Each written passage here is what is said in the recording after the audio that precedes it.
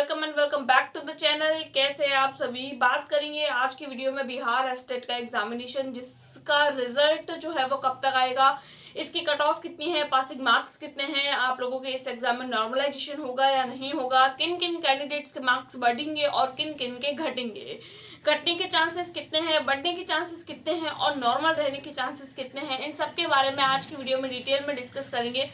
Channel पर पहली बार आए तो प्लीज वीडियो को लाइक करके चैनल को सब्सक्राइब कर दीजिए, क्योंकि इसी तरीके की जो ऑथेंटिक न्यूज होती है वो हम आपके लिए लेकर आते रहते हैं हमारे चैनल पर।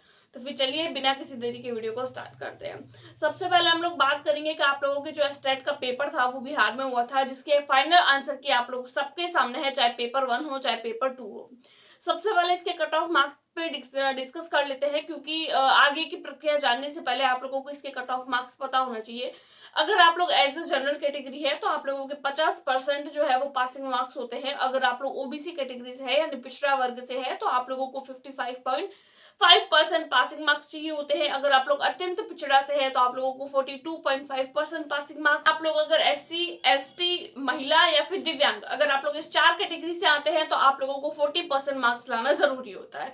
ये एक पासिंग क्राइटेरिया होता है। अगर आप लोग इस पासिंग क्राइटेरिया के इंटरनल आते हैं तो आप लोगों को आगे के एग्जाम के लिए एलिजिबल किया जाता है। अदरवाइज आप लोगों को आगे से आगे वाला स्टेट का एग्जाम देना होगा, राइट। तो ये तो बात हो जाती है हमारे इस पासिंग मार्क्स की। अब हम बात करेंगे कि क्या आप लोगों के जो है वो मार्क्स बढ़ने के चांसेस है या नहीं है। क्योंकि देखिए, आप लोगों का जो एग्जाम हुआ था वो शिफ्ट्स में हुआ था। मैंने पहले भी बताया है कि जब आप लोगों का कोई भी एग्जाम जो अलग अलग शिफ्ट्स में होता है तो कुछ शिफ्ट ऐसी होती है जिनके मार्क्स जो होते हैं वो क्वेश्चंस जो होते हैं वो ज्यादा टफ होते हैं। कुछ शिफ्ट्स ऐसी होती है जिनके क्वेश्चंस जो होते हैं वो इजी होते हैं। बट कैंडिडेट जो होता है वो हर तरीके का होता है। कोई ज्यादा स्मार्ट होता है, कोई जो होता है वो ज्यादा मेहनत करने वाला होता है। तो ऐसे में क्या होता है कि ऐसे कैंडिडेट जिन्होंने बहुत ज्यादा तैयारी करी होती है बट उनके जो है वो पेपर बहुत ज्यादा हार्ड आ गया। अब और कुछ कैंडिडेट ऐसे होते हैं जो नॉर्मल प्रिपरेशन करते हैं बट पेपर बहुत ज्यादा इजी आ जाता है। तो ऐसे में कैंडिडेट के माइंड में एक जो होता है वो कॉन्फ्लिक्ट जो होता है वो क्रिएट हो जाता है। उनको ऐसे लगता है कि हमारे अंदर वो जो है वो कैपेबिलिटी नहीं है। तो ऐसे में क्या किया जाता है कि कैंडिडेट को सेटिस्फाइड करने के लिए नॉर्मलाइजेशन किया जाता है। सारे पेपर्स जो होते हैं उनको चेक किया जाता है, सारे क्वेश्चंस को।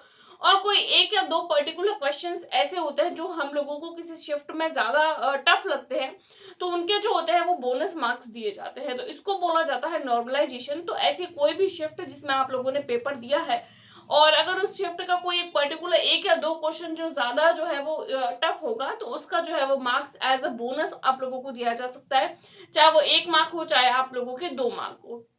फर्स्ट रीजन तो ये हो सकता है आप लोगों के मार्क्स बढ़ने का। सेकंड रीजन मैं आप लोगों को ये बता सकती हूँ, देखिए जब फाइनल आंसर की आ जाती है तो आंसर की को देने के बाद में क्या होता है कि कैंडिडेट को जो है वो किसी पर्टिकुलर क्वेश्चन पर आपत्ति करने के लिए मौका दिया जाता है। अब कोई भी क्वेश्चन जिस क्वेश्चन में आप लोगों को ऐसा लग रहा है कि ये आंसर मेरा ऑथेंटिकली मैं कह सकता हूँ कि मेरा सही है, या इस क्वेश्चन को मैं एनसीईआरटी के बेस्ड या फिर जो है वो एससीईआरटी के बेस्ड या फिर किसी एक ऑथेंटिक प्रूफ के साथ हम कह सकते हैं कि कोई एक पर्टिकुलर क्वेश्चन का आंसर ठीक है, बट जो आंसर की आई है उसमें उस क्वेश्चन का आंसर कुछ अलग है।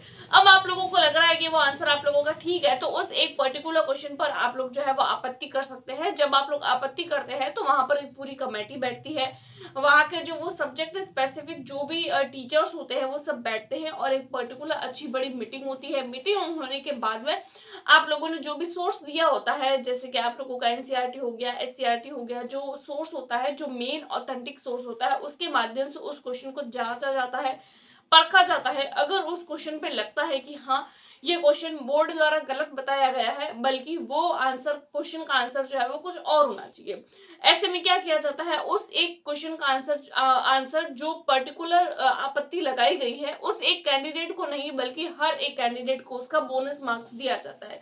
तो अगर आप लोगों के पासिंग मार्क्स क्राइटेरिया के बहुत ज्यादा कम या बहुत ज्यादा मार्क आ रहे हैं, देखिए अगर बहुत कम मार्क आ रहे हैं तो आप लोगों को नेक्स्ट स्टेट के लिए प्रिपेयर करना होगा।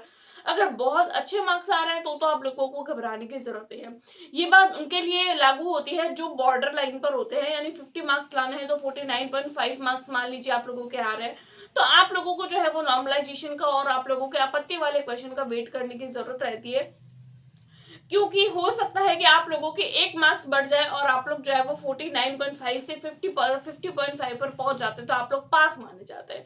तो ऐसे कैंडिडेट के लिए बहुत ज्यादा फायदे की बात हो जाती है जो बॉर्डर लाइन पर होते हैं। तो अगर आप लोग बॉर्डर लाइन पर है तो आप लोग जो है वो इसकी फाइनल आंसर की तो आ चुकी है। अब आप लोग जो है वो इसकी जो मेन और आपत्ति देने के बाद में जो आंसर की आएगी उसका और नॉर्मलाइजेशन का वेट कीजिए, तो हो सकता है आप लोग जो है वो पास हो जाए।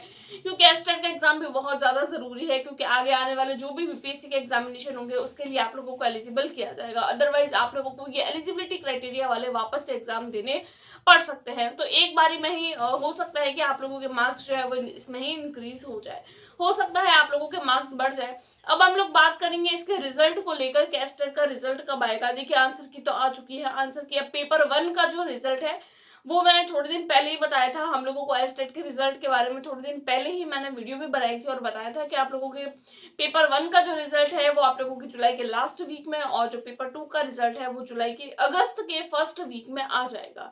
तो रिजल्ट को लेकर घबराने की जरूरत नहीं है। आप लोग अगर किसी भी एग्जाम के लिए तैयारी कर रहे हैं तो आप लोग अपने टारगेट रिक्रूटमेंट एग्जाम है उसके लिए प्रिपेयर करिए, चाहे वो बीपीएससी हो, बीपीएससी 4 हो या बीपीएससी टीआरई 5 हो।